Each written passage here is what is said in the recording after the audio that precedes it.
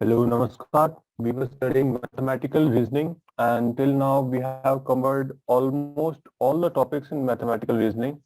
And finally, we are remaining with just one or two topics that are validating statements. And before we move ahead, let us quickly recall हमने कल last class में क्या पढ़ा था, ठीक है? और उस पर एक छोटा सा क्वेश्चन देख लेते हैं और फिर हम वैलिडेटिंग स्टेटमेंट्स की तरफ बढ़ेंगे। कल हमने टोटोलॉजी के बारे में स्टडी किया था, ठीक है? और फिर हमने मेनली कल जो हमारा मेन जो हमने स्टडी किया था वो था algebra of statement, algebra of statements, ठीक है? तो एलजेब्रा ऑफ स्टेटमेंट्स स्टडी किया था एंड उसके बाद नेगेशन ऑफ कंपाउंड स्टेटमेंट, और बेसिकली हमने फिर काफी सारे एग्जांपल्स भी देखे थे और फिर हमने क्वांटिफायर्स को भी स्टडी किया था, ठीक है? सो ये थी मेन चीजें जो हमने कल स्टडी की थी।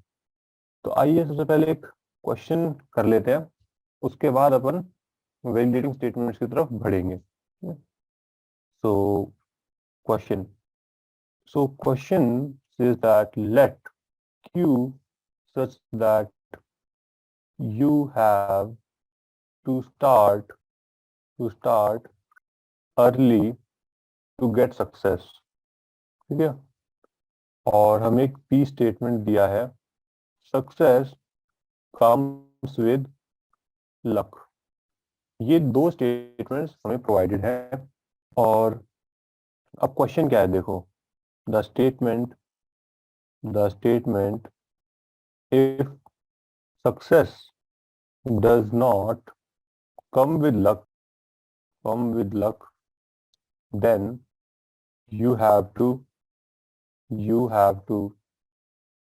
to start early to get success। तो अब ये है हमारा सवाल, ठीक है? और हमें इसके अंदर करना क्या है कि एक सेकंड पूरा नहीं होगा अभी, इसमें ऑप्शंस भी हैं हमारे पास इस सवाल में, ठीक है? तो ऑप्शंस लिख देता हूँ। Then the statement is represented by which of the following options। तो फर्स्ट ऑप्शन क्या आ रहा है, P imply Q, Q imply P, ठीक है? फिर आ रहा है negation of P implies Q, conjunction negation of Q imply P, ठीक है? और थर्ड ऑप्शन है हमारे पास P disjunction Q conjunction negation of P conjunction Q, और डी ऑप्शन है अपने पास negation of P by implication negation of Q, ठीक है? तो ये अपने ऑप्शंस हैं। अब इसके अंदर हमें करना क्या है कि जो हमें स्टेटमेंट दी गई है, ये स्टेटमेंट दी गई है, ये अगर हमें सिंबॉलिकली या फिर मैथमेटिकली इसमें रिप्रेजेंट करना हो तो कैसे करेंगे? तो आप अगर आप ध्यान से देखें तो ये आपको इफ और देन की फॉर्म में दिया हुआ है, ठीक है? इफ और देन की फॉर्म में दिया हुआ है, तो मतलब इम्प्लाइज का यहाँ यूज हो रहा है, ठीक है? तो अब इम्प्लाइज का यहाँ यूज हो रहा है, हमें ये पता चल गया। अब अगली चीज हमें क्या देखनी है कि पहली क्या इन्होंने, success does not come with luck, तो मतलब पी स्टेटमेंट यहाँ यूज हुआ है और वो क्या यूज हुआ है, नेगेशन ऑफ पी यूज हुआ है, क्योंकि पी क्या है, success comes with luck, negation P क्या होगा, success does not come with luck, ठीक है? और नेक्स्ट स्टेटमेंट क्या है, you have to start early to get success, ठीक है? हो गया, यू स्टेटमेंट हो गया। इसका कोई नेगेशन नहीं, डायरेक्टली है, सो ये क्या बन जाएगा, directly simply negation of, sorry ये थोड़ा उल्टा लिख दिया मैंने, बोला सही बट लिख गलत दिया, ठीक है? नहीं नहीं, सही है, सही है, सही है, सॉरी, सही है बिल्कुल। ये है नेगेशन ऑफ पी और ये है क्यू। तो ये क्या बन जाएगा, negation of P implies Q, ये बन जाएगा। बट अगर आप अपने ऑप्शंस को चेक करें तो इनमें से कोई भी option negation of P implies Q नहीं इंक्लूड करता है, तो क्या किया जाए? तो इसके लिए अब हम क्या करेंगे, हमने एक लॉ बताया था आपको कि भाई कब दो मैथमेटिकल स्टेटमेंट्स इक्विवेलेंट होंगे। ठीक है, हमने आपको बताया था कि व्हेन डू वी से कि ये दोनों के दो लॉजिकली इक्विवेलेंट स्टेटमेंट्स क्या होते हैं, मैंने उसके बारे में बताया था। तो वही कॉन्सेप्ट यहाँ पे हम यूज करेंगे। तो हमें क्या चेक करना है कि negation of P imply Q के इक्विवेलेंट कौन है। ठीक है, अब बहुत सिंपल है। अब आपको क्या करना होगा, यहाँ पे एक पी बनाओ, ठीक है, यहाँ पे एक क्यू बनाओ, negation of P imply Q की ट्रुथ टेबल बनेगी। ठीक है, और एक एक करके इन सबकी भी निकाल लो। और जब तुम सबकी निकाल लोगे तो तुम पाओगे कि किसी ना किसी एक स्टेटमेंट, लॉजिकल स्टेटमेंट के साथ तुम्हारा जो ट्रुथ वैल्यूज है वो मैच कर रही होगी। किसके साथ मैच कर रही होगी, इसके साथ। सो दैट जिसके साथ भी कर रही होंगी वही आपका सॉल्यूशन होगा। ठीक है, अब मैंने इसका आपको पूरा लॉजिक बता दिया है कैसे सॉल्व करना है, लगभग सॉल्व कर दिया। सिर्फ ट्रुथ टेबल बनानी बाकी है। आपको क्या बनाना है, ट्रुथ टेबल बनानी बाकी है। वो आप बना सकते हैं, आप उसमें एक्सपर्ट हो चुके हैं। और मैं आंसर बता देता हूँ, इसका आंसर है बी। ठीक है, सो इसका आंसर है बी। अब हम अपना चलते हैं वैलिडेटिंग स्टेटमेंट्स की तरफ। अब हम चलते हैं वैलिडेटिंग स्टेटमेंट्स की तरफ। तो अब हम पढ़ने जा रहे हैं वैलिडेटिंग स्टेटमेंट्स। तो क्या होते हैं वैलिडेटिंग स्टेटमेंट्स। वैलिडेटिंग स्टेटमेंट्स, हम वैलिडेटिंग स्टेटमेंट्स में क्या पढ़ते हैं। तो हियर सिंपल अगर भाषा में कहूँ, here we discuss when a statement is true. हम यहाँ पे ये चर्चा करेंगे कि कब हम किसी भी एक स्टेटमेंट को ये कहेंगे कि वो ट्रू है।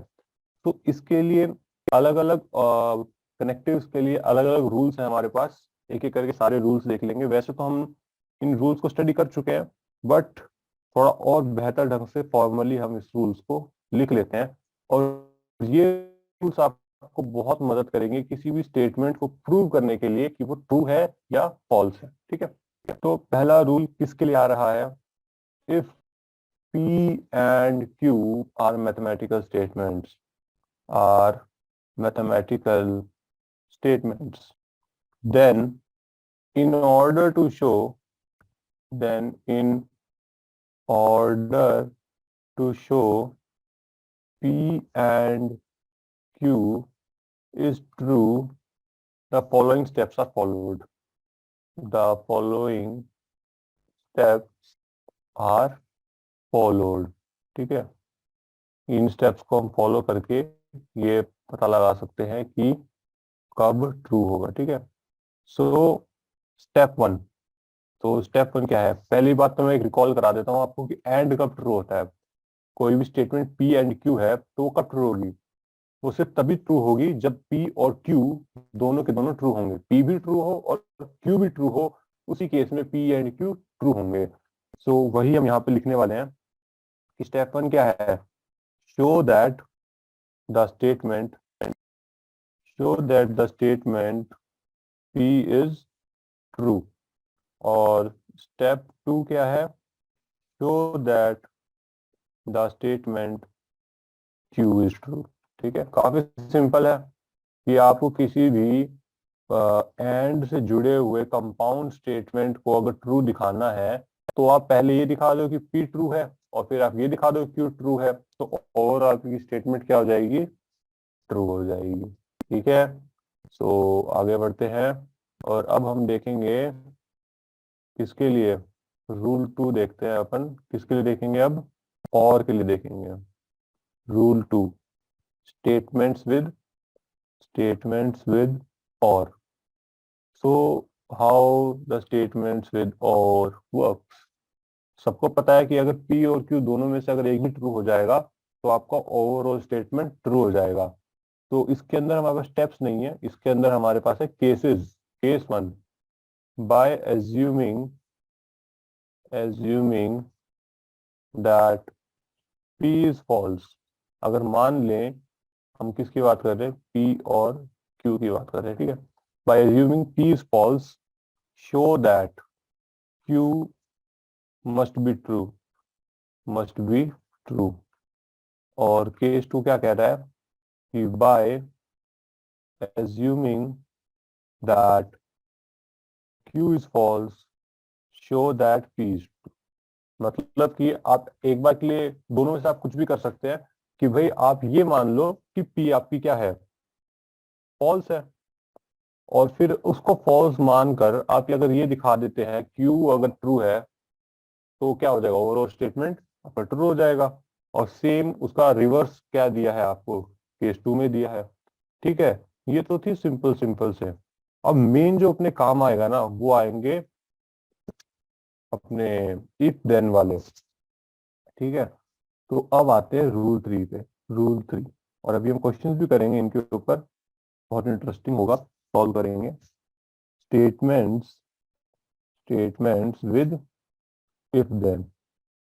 तो कोई स्टेटमेंट है इफ, इफ कोई स्टेटमेंट है if P then Q is true, कब होगी ट्रू ये केस 1।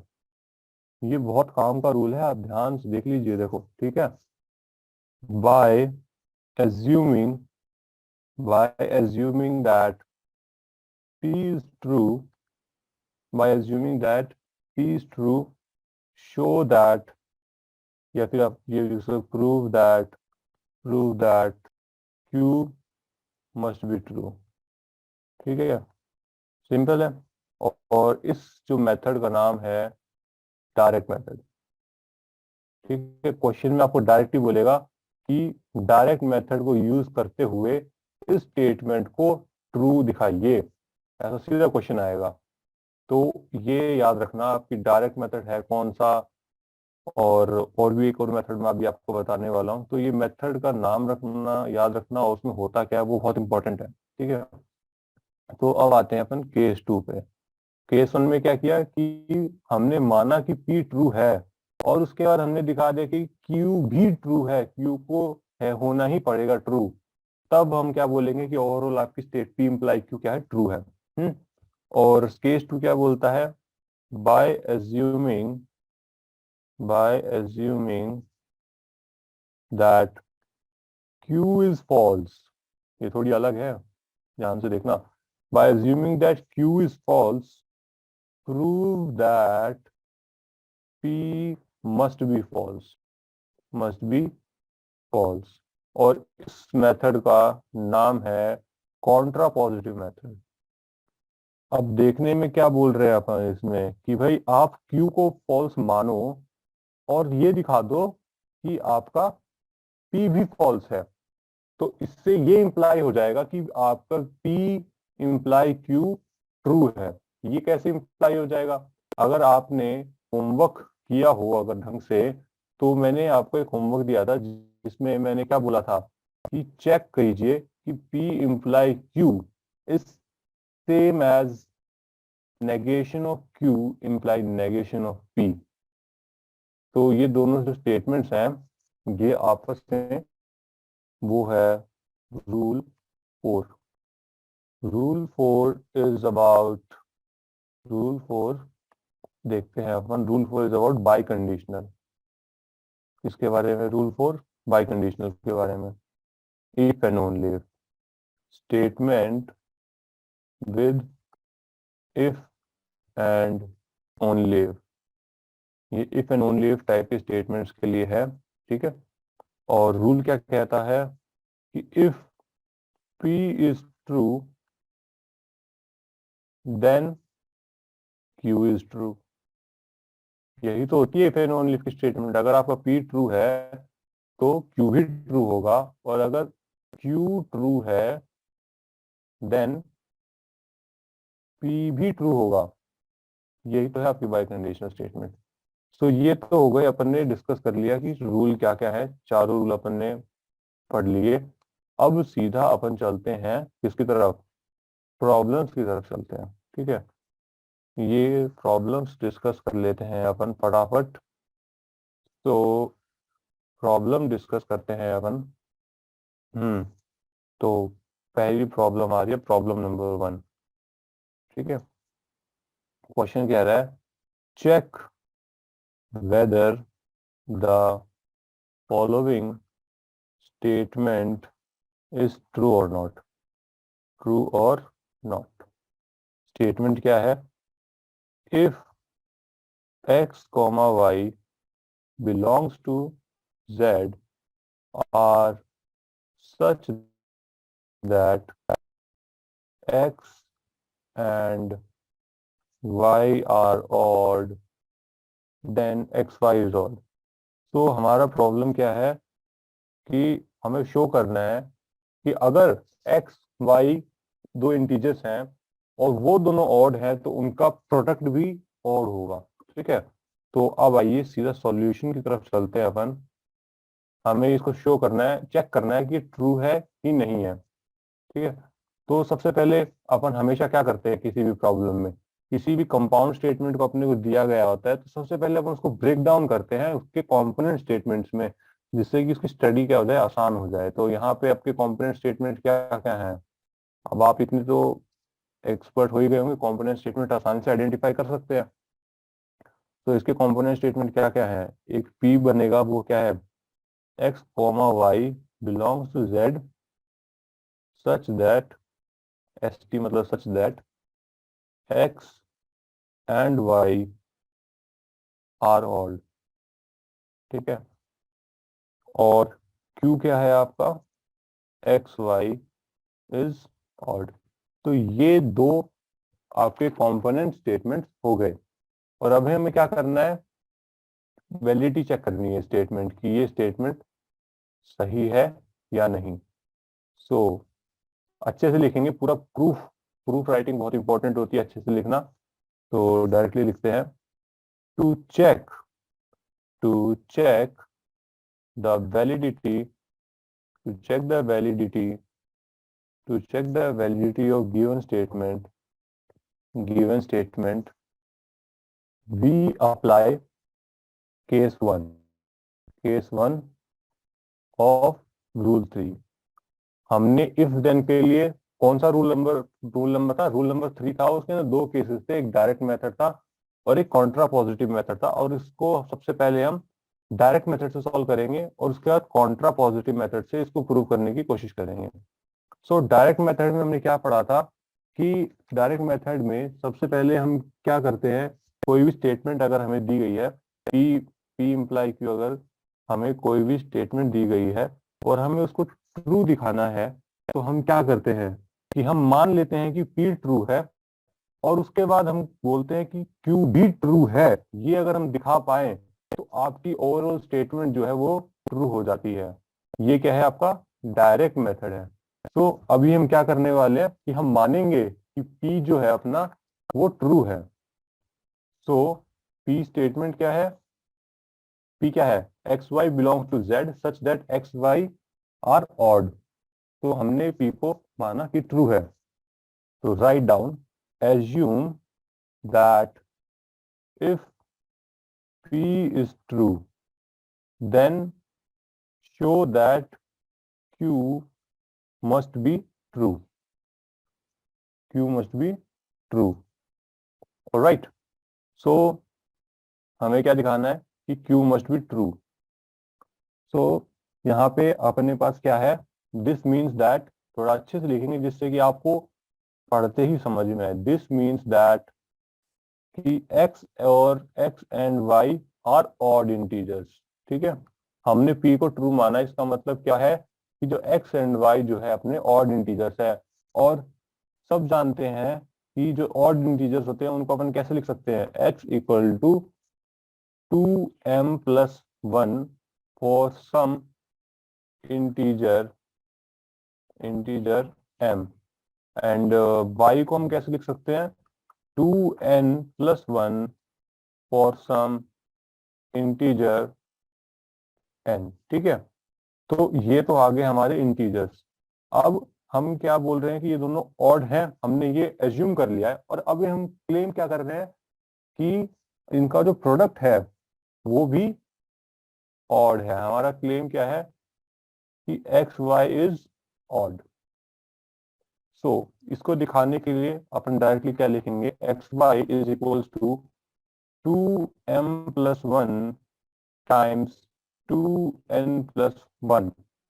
अब इसको ब्रैकेट को खोलेंगे तो आपको क्या मिलेगा, 2 times of 2mn plus m plus n+1।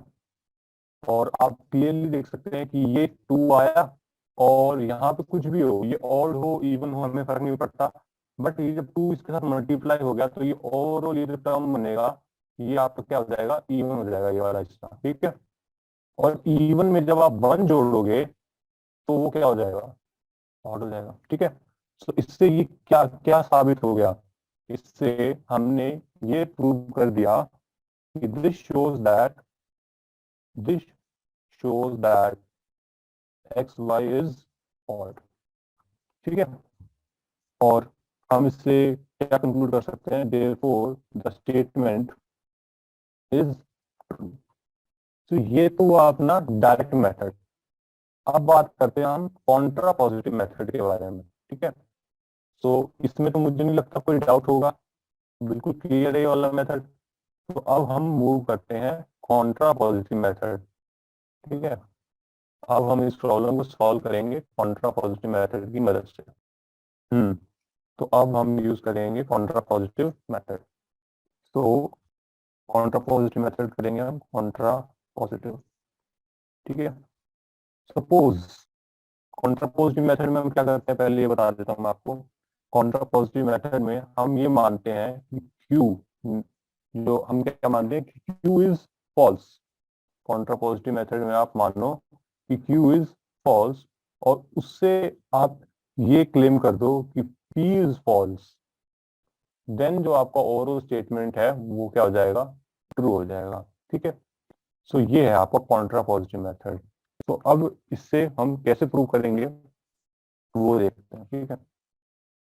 तो बेसिकली अब हम क्या करेंगे, assume Q is false, assume Q is false.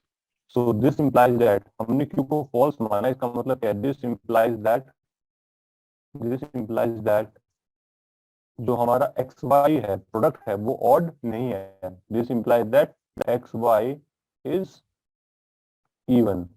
तो मतलब पी को फॉल्स, क्यू को फॉल्स माना है अपन ने, तो नेगेशन ऑफ क्यू क्या बनेगा कि x product x y is even, ठीक है।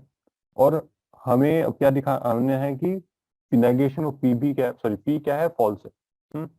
So which is possible only if either x और y is even.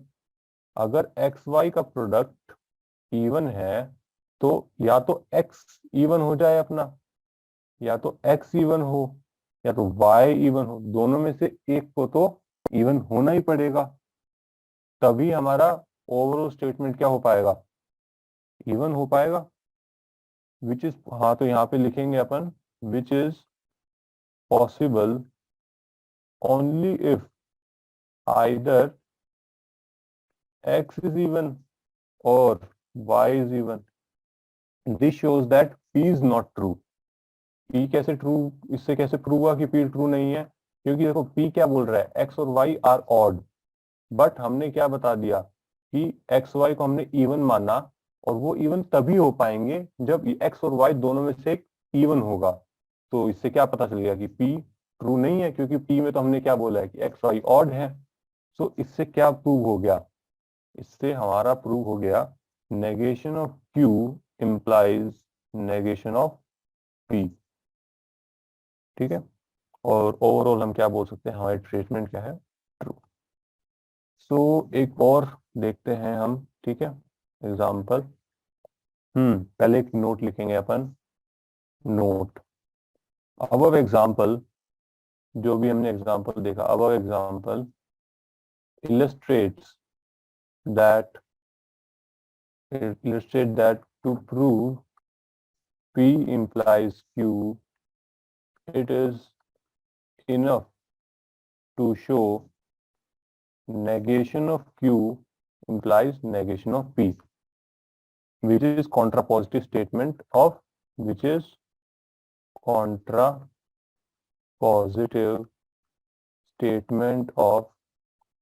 P imply Q। हम इस नोट में क्या कह रहे हैं कि अगर आपको P imply Q को शो करना है तो आप सिर्फ क्या करो, आप सिर्फ इतना दिखा दो कि negation of P implies negation of Q, तो negation of Q implies negation of P, तो उससे आपका काम हो जाएगा। जैसे पिछले क्वेश्चन में Q क्या था हमारा, प्रोडक्ट XY ऑड है, तो हमने नेगेशन ऑफ P क्या होगा उसका, XY इज इवन। ठीक है, हमने इससे ये दिखा दिया। और नेगेशन ऑफ P क्या होगा, हमने नेगेशन ऑफ P क्या था अपना स्टेटमेंट, P स्टेटमेंट था XY क्या है, ऑड है। और हमने XY इवन कब हो पाएगा, जब X या Y दोनों में से एक को इवन होना पड़ेगा, जिससे कि ये इंप्लाई हो गया कि नेगेशन ऑफ P ट्रू है, मतलब कि P जो अपना स्टेटमेंट था कि दोनों ऑड हैं वो फॉल्स हो गया। तो ultimately negation of P imply हो गया उससे। यही हम इस नोट में कहना चाह रहे हैं कि P इंप्लाई Q को दिखाने के लिए सिर्फ आप उसका कॉन्ट्रा पॉजिटिव को भी शो कर दोगे तब भी आपका काम हो जाएगा। अब बात करते हैं हम एक और तरीके के बारे में, किसी भी स्टेटमेंट को फॉल्स दिखाने के। मेजरली ये जो मेथड है ये फॉल्स दिखाने का काम आता है। ये मेथड हम कभी भी ट्रू दिखाने के लिए यूज नहीं करेंगे। इस मेथड का नाम है the by contradiction. Here we check, here to check statement, a statement P is true, we assume। Okay sorry, मैंने थोड़ा सा गलत बता दिया। जो हाँ, जो मैंने कहा ना कि ये स्टेटमेंट को सिर्फ फॉल्स दिखाने के लिए यूज करेंगे, वो दूसरा तरीका है। ठीक है, बाय कॉन्ट्राडिक्शन में हम क्या करते हैं, मेनली कॉन्ट्राडिक्शन का आइडिया है कि किसी भी स्टेटमेंट मान लो ट्रू है तो हम उसको फॉल्स मानेंगे पहले, और फिर कुछ ऐसी प्रॉपर्टी दिखाएंगे जो गड़बड़ हो रही होगी, और उससे हम क्लेम कर देते हैं कि जो हमारा एजम्पशन था वो रॉन्ग था। ठीक है, so here to check whether statement P is true, we assume that P is not true, that is negation P is true, then we arrive at a contradiction, we arrive at some result which contradicts our assumption. Therefore we conclude that P is true। ठीक है, अब कोई भी statement को हमें check करना है कि वो ट्रू है कि नहीं, तो हम क्या करेंगे कि मान लेते हैं कि वो ट्रू नहीं है। ठीक है, इसका मतलब वो क्या है, फॉल्स है। अगर P फॉल्स है तो उसका नेगेशन क्या होगा, ट्रू होगा। यही तो लिखा है यहाँ पे। ठीक है, तो देन वी अराइव, हमने मान लिया कि negation of P is true, और फिर उसके बाद हम थोड़ा सॉल्व करते हैं और हमें फिर एक रिजल्ट मिलता है जो कि हमारी एजम्पशन को कॉन्ट्राडिक्ट कर रहा होता है। सो कॉन्ट्राडिक्शन की मदद से हमने शो कर दिया कि जो हमारा स्टेटमेंट था वो क्या था, ट्रू था। एक एग्जाम्पल से इसको समझते हैं, ठीक है, ज्यादा अच्छे से क्लियर होगा। ठीक है, सो एक एग्जाम्पल देखते हैं। क्वेश्चन P क्या, P स्टेटमेंट दी हुई है, √7 इज इरेशनल। ठीक है, अब सब जानते हैं कि ये क्या है, ट्रू स्टेटमेंट है, बट हमें क्या करना है, शो करना है कि ये एक ट्रू स्टेटमेंट है। और इसको ट्रू स्टेटमेंट शो करने के लिए हम क्या कह रहे हैं कि let us suppose P is false. हमने मान लिया कि P क्या है, फॉल्स है। So this implies that √7 is rational. क्योंकि हमने P को फॉल्स मान लिया तो इससे क्या इंप्लाई हो गया कि √7 इज रैशनल। तो अगर √7 रैशनल है, रैशनल की प्रॉपर्टी क्या होती है कि कोई भी रैशनल को हम कैसे लिखते हैं, A/B की फॉर्म में लिख सकते हैं, जहां पे A और B के बीच में कोई भी कॉमन फैक्टर नहीं है। तो √7 is rational, this implies that there exist positive integer A and B such that root 7 is equals to A by B, where A comma B have no common factors. ठीक है, इन दोनों के बीच में 1 के अलावा कोई भी कॉमन फैक्टर नहीं होगा। सो हमने मान लिया। अब हम क्या कर रहे हैं, स्क्वायरिंग बोथ साइड। अब कॉन्ट्रडिक्शन दिखाने की कोशिश कर रहे हैं। देखो उसके दिखाने के लिए हम क्या क्या झोल करेंगे, देखते हैं। Squaring the equation we get 7 equal to a square upon b square. तो this implies that 7b square is equal to a square. So इससे क्या इंप्लाई हो गया कि 7 डिवाइड्स ए। देयरफॉर 7 ए को डिवाइड करता है, तो इसका मतलब क्या होगा, therefore there exist an integer c such that, ये सच दैट का साइन लिख रहा हूं मैं, सच दैट को एस टी करके लिख रहा हूँ शॉर्ट फॉर्म में। There exist c such that a equal to 7c, no doubt. तो अगर मैं यहाँ पे भी स्क्वायरिंग करूं तो क्या बन जाएगा, a square equal to 49c square, बिल्कुल। और आपने देखा कि ए स्क्वायर किसके बराबर है, 7b स्क्वायर के बराबर है। तो क्या लिख सकते हैं, 7b square equal to 49c square. तो b square is equal to 7c square आ गया। सो यहाँ पे क्या इंप्लाई हो गया कि 7 डिवाइड्स b, और हाँ यहाँ पे हमें क्या पता चला था, 7 डिवाइड्स a। तो 7 b को भी डिवाइड कर रहा है और 7 a को भी डिवाइड कर रहा है। तो इसका मतलब 7 क्या हो गया, दोनों का एक कॉमन डिवीजर हो गया। ठीक है, बट हमने क्या बोला था कि दोनों के बीच कोई भी कॉमन डिवीजर नहीं है। तो बट हमने क्या दिखा दिया कि 7 ऐसा एक नंबर दिखा दिया कि जो कि कॉमन डिवीजर है a और b का, विच इज अ कॉन्ट्राडिक्शन, क्योंकि हमारा एजम्पशन था कि a और b के बीच में कोई भी ऐसा नंबर नहीं है जो दोनों को डिवाइड, मतलब a और b का कोई कॉमन डिवीजर नहीं है। तो ये कॉन्ट्राडिक्शन हो गया। तो इससे क्या इंप्लाई हो गया कि रूट 7 इज अ इर्रेशनल, और जो हमारा स्टेटमेंट था वो क्या हो गया, इससे ट्रू प्रूव हो गया।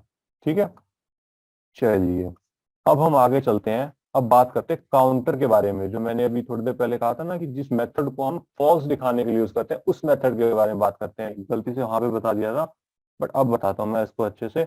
ये मेथड होगा हमारा काउंटर दिखाने के लिए, काउंटर।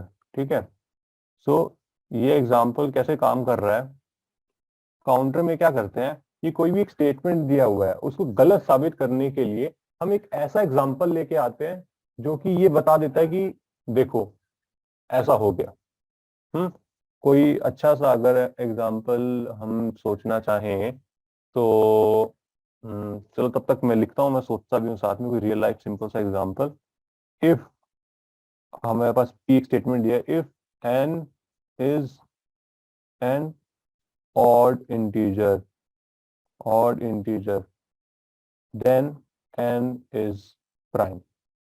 ठीक है, अब जैसे कि आपने मूवीज वगैरह देखते होंगे, तो कोई केस चल रहा है और कोई आदमी बोल रहा है कि भाई मैंने ये खून नहीं किया है, मैं तो इस तारीख को यहाँ पे था ही नहीं। जैसे कि आप देखा होगा दृश्य में भी कि 2 अक्टूबर को वो लोग वहां थे ही नहीं, वो तो पंजिम में मूवी देखने और सत्संग सुनने गए हुए थे, है ना, ये बोल रहे थे वो लोग। बट अगर कोई ऐसी वीडियो मैं निकाल दूं, वीडियो कैसेट में निकाल दूं, जहां पे ये लोग घर में बैठे हुए या फिर उसी शहर में होने का सबूत मिल जाए, तो वो क्या हो गया, एज अ कॉन्ट्राडिक्शन काम करेगा उनकी बात को, एक काउंटर की तरह काम करेगा कि भाई तुम तो कह रहे थे कि तुम यहाँ थे ही नहीं, बट ये वीडियो देखो। तो इससे क्या साबित होता है कि तुम झूठ बोल रहे हो, मतलब कि तुम यहाँ थे। मतलब किसी भी स्टेटमेंट को फॉल्स दिखाने के लिए हमें यूज करते हैं। जैसे कि हमने यहाँ क्या यूज किया कि उन्होंने क्या बोला कि हम यहाँ नहीं थे, और उसको फॉल्स दिखाने के लिए हम एक ऐसा सबूत लेके आए जिसमें हमने दिखा दिया कि ये देखो तुम यहाँ, यह देखो इससे तुम्हारी जो स्टेटमेंट है वो गलत साबित हो रही है। तो उसी प्रकार से हम यहाँ पे काम करते हैं कि कोई भी स्टेटमेंट को गलत दिखाने के लिए हम एक ऐसा एग्जाम्पल लेके आएंगे जो कि ये बता दे कि नहीं, तुम्हारा स्टेटमेंट जो है वो गलत है। तो solution, given statement is of the form if P then Q। तो ये क्या है, दो टुकड़े हैं स्टेटमेंट के, तो हमें क्या दिखाना है, इसको फॉल्स दिखाना है। ठीक है, इसको क्या करना है, फॉल्स दिखाना है। सो इस पर्पस के लिए हमें क्या दिखाना, for this purpose we need to show that if P then negation of Q। ठीक है, हम यहाँ पे क्या करेंगे, इसको कॉन्ट्राडिक्शन सॉरी काउंटर से प्रूव करने के लिए एक ऐसा एग्जांपल लेके आएंगे कि, थोड़ा अच्छे से लिख देता हूं, इसको फॉल्स प्रूव करने के लिए हम एक ऐसा एग्जांपल लेके आएंगे जो इस हिस्से को तो सेटिस्फाई करता होगा, इस हिस्से को तो सेटिस्फाई करता होगा, बट इसको नहीं करेगा। कि मतलब एक ऐसा एन फाइंड आउट करेंगे, find n such that n is odd but n is not prime. समझ रहे हो मेरी बात को? अगर आपको इस स्टेटमेंट को फॉल्स साबित करना है तो आप एक ऐसा एन लेकर आओ जो कि ऑड हो बट वो प्राइम ना हो। और मुझे तो नहीं लगता कि इसमें कोई बहुत बड़ी दिक्कत वाली बात है। ठीक है, तो सिंपल सा है, to show that n is odd but it is not prime, choose n equal to 9। 9 क्या है, एक ऑड नंबर है, बिल्कुल, बट क्या 9 प्राइम है? Obviously not. तो हमें एक ऐसा एग्जाम्पल मिल गया जो कि ये बता रहा है कि जो आपने बोला था स्टेटमेंट में वो गलत है। उसको गलत साबित करने करने के लिए हमारे पास एक ऐसा एग्जाम्पल है जो कि पहली कंडीशन को सेटिस्फाई करता है बट सेकंड कंडीशन को सेटिस्फाई नहीं करता है। 9 एक ऐसा एग्जाम्पल है जो कि ऑड है बट प्राइम नहीं है। ठीक है, so this was example of counter. ठीक है, तो अब इसके बारे में एक बहुत इंपॉर्टेंट रिमार्क लिख लेना, एक नोट लिख लेना, बहुत ही ज्यादा इंपॉर्टेंट है। कहीं पता चलो गलत ही क्वेश्चन में लगाने में लगे हुए हो इस काउंटर वाले तरीके को, तो भैया नंबर कट जाएंगे, कुछ भी हासिल नहीं हो। ठीक है, तो एक इम्पोर्टेंट रिमार्क लिख लो, बहुत ही ज्यादा इंपॉर्टेंट बात है, इसको मतलब ऐसे याद कर लो। ठीक है, बहुत ही ज्यादा इंपॉर्टेंट है ये। 1000 स्टार दे दो इसको चाहो तो तुम लोग। ठीक है, counter example, counter examples are used to disprove the statement. ठीक है, counter example are used to disprove the statement, generating example in favor of a statement do not provide validity of the statement। ठीक है, मतलब कि मैं क्या बोल रहा हूं कि काउंटर एग्जाम्पल का जो तरीका है वो सिर्फ एक स्टेटमेंट को डिस्प्रूव करने के लिए काम में आएगा। अगर आप किसी एग्जाम्पल के फेवर में एक स्टेटमेंट किसी स्टेटमेंट के फेवर में एक एग्जाम्पल दे देते हैं तो उससे ये साबित नहीं होता है कि वो स्टेटमेंट सही है। फॉर एग्जाम्पल जो अभी हमने स्टडी किया था, अगर मैं उसमें ले लूं n इक्वल टू 3, ऑड भी है और प्राइम भी है, बट इस एग्जाम्पल से ये थोड़ी ना इंप्लाई होगा कि वो स्टेटमेंट सही है। समझ रहे हो मेरी बात? तो ये जो तरीका है ये सिर्फ किसी भी स्टेटमेंट को डिस्प्रूव करने के लिए है। अब आप पूछोगे आपको कैसे पता चलेगा ये स्टेटमेंट गलत है या सही है? भाई पहली बात तो हो सकता है क्वेश्चन में ही दे दिया जाए कि भाई ये स्टेटमेंट फॉल्स है, बट आपको एग्जाम्पल से या फिर कैसे न कैसे प्रूव करना है। या फिर हो सकता है कई बार आप प्रैक्टिस करते करते भी आप सीख जाएंगे, आपको पढ़ते ही पता चल जाएगा, क्योंकि इतनी हार्ड एंड फास्ट कोई बहुत टफ स्टेटमेंट नहीं देगा। इस स्टेटमेंट में क्या टफ था कि अगर एन ऑड है तो एन प्राइम होगा, ये स्टेटमेंट है। अब ये सबको पता है कि फॉल्स स्टेटमेंट है यार। ठीक है, इसमें तो कोई दिक्कत वाली बात ही नहीं है। ठीक है, एक और मैं काउंटर एग्जांपल पे बेस्ड आपको एक क्वेश्चन कराता हूँ। ठीक है, ये दिमाग बहुत इंपॉर्टेंट है, देख लो मैं बार बार बता रहा हूँ, ये गलती मत करना, याद रखना इस बात को कि ये वाला तरीका जो है सिर्फ काउंटर एग्जांपल देने के लिए आता है। फेवर में अगर आप एग्जांपल निकालोगे तो उससे वो स्टेटमेंट सही नहीं हो जाएगा। ठीक है, सो अब हमारा क्वेश्चन क्या है, show that the statement for any real number a and b, a square is equal to b square implies that a is equal to b। ठीक है, हमें इसको स्टेटमेंट को फॉल्स प्रूव करना है। भाई देखो a square is equal to b, अगर वैसे जनरली थोड़ी बहुत बातचीत करें अपन, ठीक है, तो a square equal to B square का क्या मतलब हुआ, a square minus b square equal to 0। और सबको पता है यार ए माइनस बी और ए प्लस बी में टूट जाते हैं ये, ठीक है। और इस ये भी सबको पता है कि इसका क्या मतलब हुआ, ए इक्वल टू बी और ए इक्वल टू माइनस बी। यहीं से पता चलता है कि ये इम्प्लाई नहीं होता है, हमेशा जरूरी नहीं है, ये वाला किस्सा भी हो सकता है। और इसी चीज को देख के आपको आइडिया आ जाएगा काउंटर एग्जाम्पल का, मतलब कि आपको एक ऐसा एग्जाम्पल लाना होगा जो कि इस वाले हिस्से में, इस हिस्से में बिलोंग करता हो, ठीक है। चलो तो बनाते हैं। तो हमें इसको फॉल्स प्रूव करना है, ठीक है। तो फॉल्स प्रूव करने से पहले सबसे पहले थोड़ा अच्छे से लिख लें, है ना। तो इस स्टेटमेंट को अगर मैं ढंग से लिखूं तो उसका क्या मतलब होगा, if A and B are real number such that A square equal to B square then A equal to B. ठीक है, अब ये थोड़ी ज्यादा साफ सुथरी लग रही है, पहले थोड़ी सी मैसी सी लग रही थी, अब ज्यादा क्लियरिटी से समझ में आ रही है, ठीक है। तो ये क्या बोल रही है, अगर ए एंड बी दो रियल नंबर है such that A square equal to B square then A equal to B.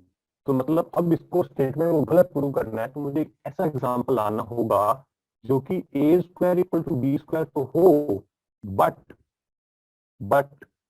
A not equal to b हो। समझ रहे हो मेरी बात। तो ले लो ए इक्वल टू 1 ले लो, बी इक्वल टू -1 ले लो। तो ए स्क्वायर इक्वल टू क्या होएगा 1 होएगा और बी स्क्वायर भी क्या होएगा 1 होएगा। बट क्या ए और बी बराबर है, नहीं है। तो इससे क्या पता चल गया कि जो ये स्टेटमेंट था वो गलत था। बिल्कुल ठीक है, तो कोई दिक्कत की बात नहीं है।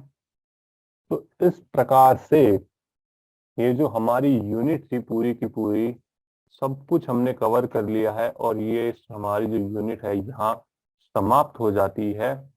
चलो एक एंड करने से पहले एक और छोटा सा सवाल और हो जाए, हमारे पास समय है अभी थोड़ा सा, एक छुटका सा सवाल और कर लेते हैं, मजा आएगा।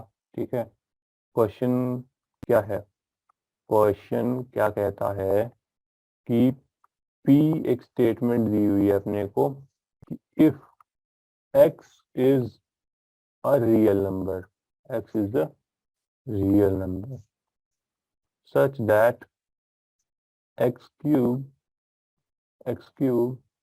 plus 4x is equals to 0 then x is 0। ठीक है, ये हमारी स्टेटमेंट है कि अगर x एक रियल नंबर है such that x cube plus 4x equal to 0 then x is 0। तो हमारे पास क्या क्या बनेगा कि एक कंपोनेंट हुआ x is real number such that x cube plus 4x equal to 0, और एक आर स्टेटमेंट क्या बनेगा कि x इज 0। तो ये दो कंपोनेंट स्टेटमेंट बनेगा और अपने को क्या दिखाना है, ये जो स्टेटमेंट है ये ट्रू है, ठीक है।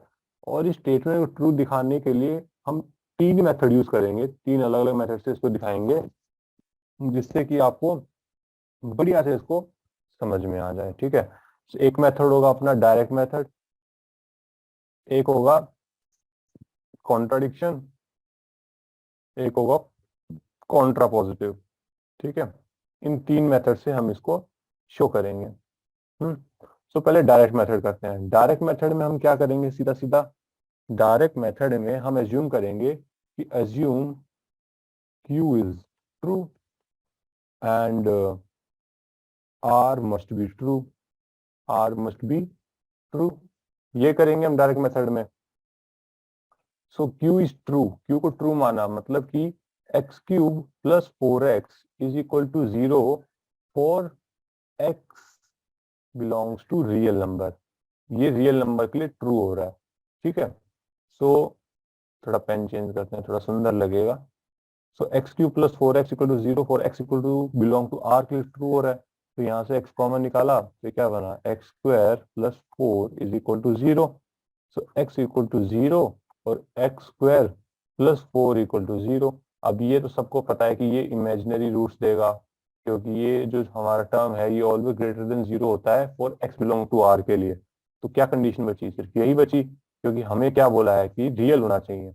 तो x इक्वल टू 0, और इससे क्या ये डायरेक्टली इंप्लाई नहीं हो गया कि r इक्वल इज 0, क्योंकि हमने जब ये माना कि x cube plus 4x equal to 0 कब हो रहा है, सिर्फ रियल x के लिए हो रहा है, रियल नंबर x के लिए हो रहा है, और हमने इसको ट्रू फॉल किया, तो हमारे पास दो पॉसिबिलिटीज आई। एक पॉसिबिलिटी तो ये आई कि x की वैल्यू 0 हो जाए और x की वैल्यू क्या हो जाए, प्लस माइनस 2 आयोटा। बट आप ये पॉसिबिलिटी नहीं ले सकते, क्योंकि x को हमने रेस्ट्रिक्ट कर दिया है ओवर रियल नंबर। तो यही एक पॉसिबिलिटी बनती है, तो r को ट्रू होना पड़ेगा। तो इससे क्या पता चल गया हमें कि डायरेक्ट मेथड से हमने ये दिखा दिया कि ये जो हमारा स्टेटमेंट है वो ट्रू है। ठीक है, और अब हम क्या करेंगे, आगे चलते हैं, अगला कोई मेथड यूज करते हैं। तो कॉन्ट्राडिक्शन से क्या होगा, कॉन्ट्राडिक्शन में हम क्या बोलेंगे कि हम ये मान लेंगे कि एक ऐसा रियल नंबर x है, we assume that p is not, हाँ कॉन्ट्राडिक्शन में हम क्या करेंगे कि assume that p is false. हमने मान लिया कि p फॉल्स है, तो इसका मतलब क्या हुआ कि एक ऐसा x not equal to 0 exist करता है, एक x not equal to 0, x belongs to r, x belongs to r and not equal to 0 exist करता है such that x cube plus 4x equal to 0 हो जाए, है ना। तो यहां से हमें क्या क्या रूट्स मिल रहे हैं, x इक्वल टू 0 और x equal two plus minus 2 iota. But भाई आपने इसको तो लेने से मना कर दिया कि भाई 0 तो ले नहीं सकते, ठीक है, तो आपके पास क्या बचा, यही रूट बचा। बट ये भी आप नहीं ले सकते क्योंकि आपने रियल पे रेस्ट्रिक्ट कर रखा है, तो इसके लिए तो आपको कोई रूट ही नहीं मिल रहा इस हिसाब से। तो हम्म भाई आपको कोई रूट ही नहीं मिल रहा, तो ये स्टेटमेंट ट्रू हो ही नहीं पाएगा ऐसे केस में। तो ये क्या हो गया, कॉन्ट्राडिक्शन हो गया, क्योंकि ये बात तो ट्रू है कि ये स्टेटमेंट होल्ड करता है, हमने बस मान लिया कि नॉन जीरो एक्स के लिए ट्रू कर रहा है ये, और ये हमें कॉन्ट्राडिक्शन मिल गया। तो ये तो हो गया अपना कॉन्ट्राडिक्शन वाला मेथड। और कॉन्ट्रा पॉजिटिव वाले मेथड में क्या करोगे, कॉन्ट्रा पॉजिटिव वाले मेथड में अपन क्या करेंगे कि हम नेगेशन ऑफ आर को ट्रू मानेंगे। Negation of R is true, मतलब कि x नॉट इक्वल टू 0 मान लिया अपन ने, ठीक है। और हमें क्या दिखाएंगे, नेगेशन ऑफ q दिखाएंगे, मतलब कि x इज रियल नंबर। अब नेगेशन ऑफ q दिखाएंगे, मतलब हम दिखाएंगे q फॉल्स है, ये दिखाएंगे अगर r x नॉट 0 है, ठीक है। तो हमने मान लिया x नॉट 0 है, तो क्लियरली जो x स्क्वायर प्लस 4 है इक्वल टू 0, अब हमने ये मान लिया कि ये नॉन जीरो है, और ये जो टर्म है ये हमेशा ग्रेटर देन 0 है। बिल्कुल ठीक बात है कि जो टर्म है अपना ये हमेशा ग्रेटर देन 0 है, और ये x है, ये भी अपन ने बोल दिया कि नॉट इक्वल टू 0 है। तो ये ओवरऑल जो टर्म है ये नॉट इक्वल टू 0 होगा, कभी 0 नहीं हो पाएगा, ठीक है। और हमें यही तो दिखाना था कि अगर x नॉट इक्वल टू 0 है तो ये x cube plus 4x not equal to 0 होगा for x belongs to real. यही तो दिखाना था अपने को, और अपन ने इससे यही दिखा दिया। हालांकि मैंने बहुत ऊपर ऊपर से बताई हैं चीजों को, मतलब एक्सप्लेन अच्छे से कर दिया है, लिख के नहीं बताया। आप लिख के अपने एनसीईआरटी बुक में चेक कर सकते हैं, ये सारे वहां पे हैं ये क्वेश्चंस, ठीक है। अच्छे से लिखना आपको पड़ेगा अब, ठीक है। और भी बहुत सारे क्वेश्चन प्रैक्टिस करना है इस पे अच्छे से, तो आपको इस पे अच्छे से कमांड आ जाएगी, प्रूफ राइटिंग कैसे करनी है इनकी, ठीक है। सो इस प्रकार हमारी जो ये पूरी यूनिट थी मैथमेटिकल रीजनिंग, इसी के साथ खत्म होती है। मैं आपको एक क्विक रिकैप दे देता हूँ कि हमने क्या क्या पढ़ा। सो हमने मैथमेटिकल रीजनिंग में स्टेटमेंट्स स्टडी किया। स्टेटमेंट क्या होता है, अब किसी भी एक मैथमेटिकल एक सेंटेंस को मैथमेटिकली एक्सेप्टेबल स्टेटमेंट तब बोलते हैं जब वो निश्चित हो या आप श्योरिटी के साथ कह सकें कि इट इज ट्रू और नॉट, ट्रू और नॉट, ये आप श्योरिटी के साथ कह सके तभी आप एक सेंटेंस को मैथमेटिकली एक्सेप्टेबल स्टेटमेंट कहेंगे। तो उस स्टेटमेंट के बाद फिर हमने कुछ उसके एग्जांपल्स देखे और उसके बाद फिर हम मूव कर गए नेगेशन ऑफ स्टेटमेंट पे। नेगेशन ऑफ स्टेटमेंट क्या होता है कि पी है उसका नेगेशन क्या होगा, नेगेशन पी, मतलब कोई स्टेटमेंट ट्रू है तो वो फॉल्स बन जाएगी और फॉल्स है तो ट्रू बन जाएगी, ये था नेगेशन। ठीक है, और उसके बाद हमने स्टडी किया ट्रुथ टेबल्स। ट्रुथ टेबल्स, ठीक है, ट्रुथ टेबल कैसे डिस्कस बनाते हैं। अगर n हमारे पास स्टेटमेंट्स हैं तो उसके अंदर कितनी रोज आएंगी, 2 to the power n रोज आएंगी। अगर p q है तो true false true, true true false false ये चलेगा। अगर r भी आ जाता है तो ट्रू ट्रू टू 4 बार ट्रू 4 बार फॉल्स, ऐसे चलता रहेगा। ठीक है, फिर उसके बाद यहाँ से हम आगे बढ़ गए कंपाउंड स्टेटमेंट्स की तरफ। कंपाउंड स्टेटमेंट्स की तरफ, कंपाउंड स्टेटमेंट क्या होता है कि statement which is made up of 2 और मोर स्टेटमेंट, 2 और मोर स्टेटमेंट से जो मिल के बनी होती है उसे हम बोलते हैं कंपाउंड स्टेटमेंट। ठीक है, और कंपाउंड स्टेटमेंट कैसे बनती है, बेसिक कनेक्टिव्स की मदद से बनती है।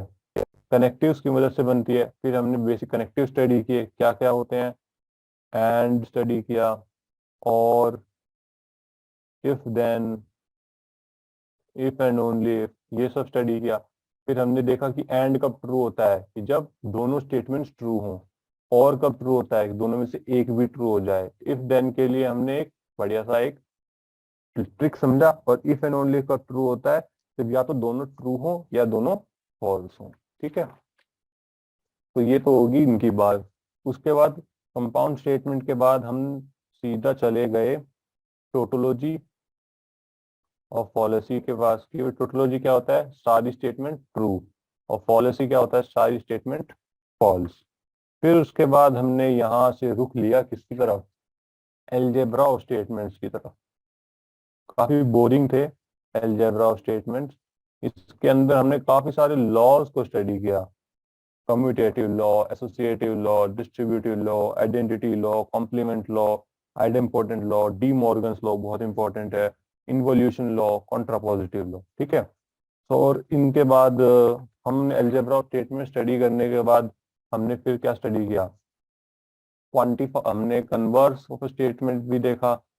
ठीक है, और क्वांटिफायर्स भी स्टडी किया। उसके बाद हमने क्वांटिफायर्स को स्टडी किया। ठीक है, और उसके बाद फिर आज हमने क्या देखा, वैलिडेटिंग स्टेटमेंट्स। वैलिडेटिंग स्टेटमेंट देखा जिसके अंदर हमने क्या क्या मेथड देखे। एक अपन ने डायरेक्ट मेथड देखा, ये इफ देन के लिए बता रहा हूँ मैं, मेनली इफ देन को चेक करते हैं अपन। डायरेक्ट मेथड देखा, कॉन्ट्रा पॉजिटिव मेथड देखा, कॉन्ट्राडिक्शन से देखा, और किससे देखा, काउंटर एग्जाम्पल से देखा। ठीक है, सो ये अपन ने मेथड स्टडी किए और इन सब पे हमने एग्जाम्पल्स भी देखे। ठीक है, टेक्स्ट क्वेश्चंस भी प्रैक्टिस करे। सो इस प्रकार से हमारी की पूरी यूनिट हमने कवर की और ये हो गया कंप्लीट हमारी यूनिट। और this was all about mathematical reasoning. So thanks for watching, bye bye.